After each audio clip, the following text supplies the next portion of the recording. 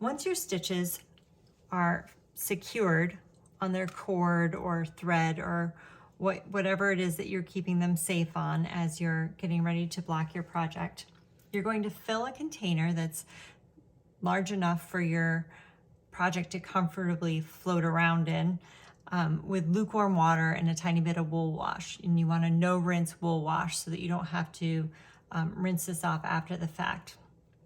As you're soaking your project, you don't want to agitate it at all.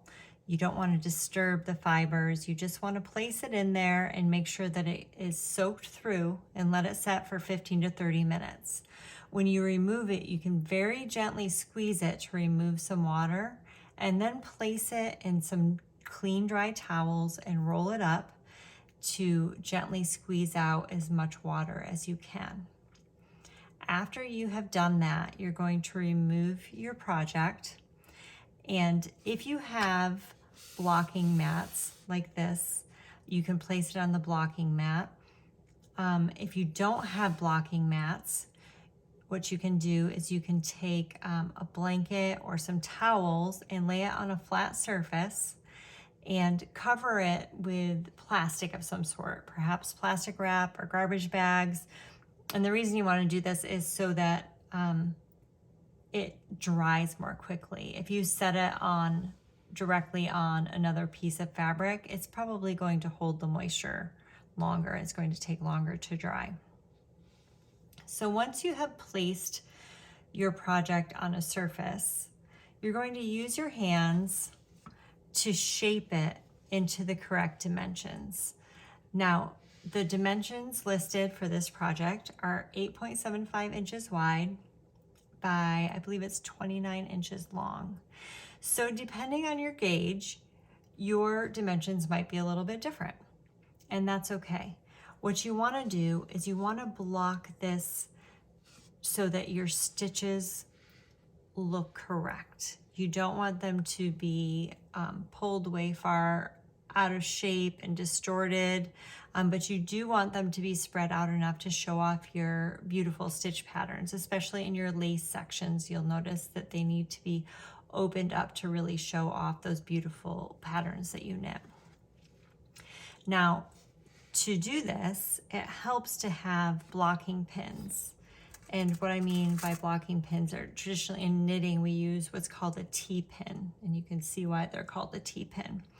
And what you can do is if you're on a blocking mat like this one, you'll notice that there are increments marked throughout the block, and these are on this particular block 1-inch increments. So you can use those to measure out the dimensions of your project. And if you're doing that, you can use your pins to hold your project to the appropriate dimensions. Beyond regular T-pins, there are also these pins, which I really like to use because they save a lot of time and they really help me create a straighter edge when I'm blocking. So you can use those to block larger chunks at a time. They do come in 2 different sizes. So this is my preferred way of blocking, especially when it comes to edges like this, because you can really quickly block this out and you're less likely to get little lumps where the pins are jogging in and out.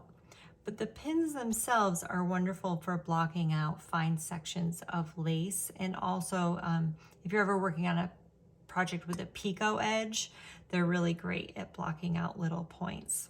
So all of these tools have their uses. Now, as you're blocking this piece, specifically your 12 Days of Knitmas Mystery Knit Along Cowl, I would suggest that you find your beginning of round and you put that on the edge.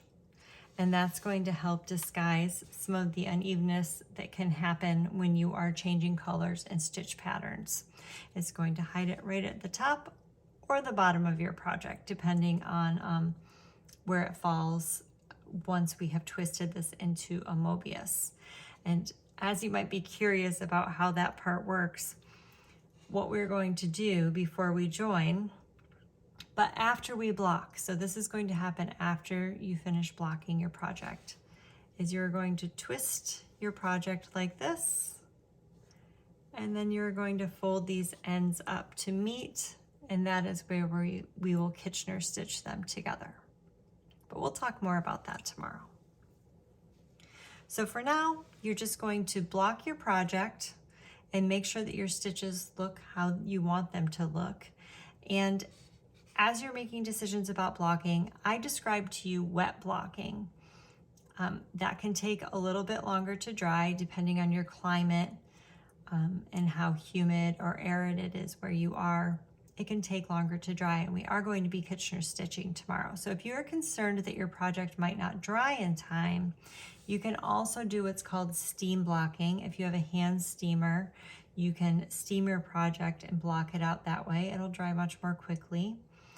You can also do this with a clothes iron, but you don't want to use it the way that you would typically use a clothes iron, where you would be ironing directly on top of your project. That can flatten your stitches and sort of steal the dimension from your project. So you want to use it just like you would use a handheld steamer, where you're holding it 1.5 to 3 inches away from your project.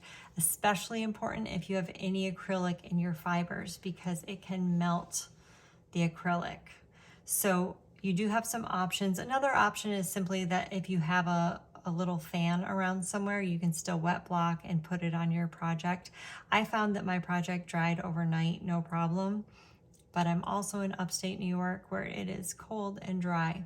So I'll let you use your judgment on that, and I will see you tomorrow.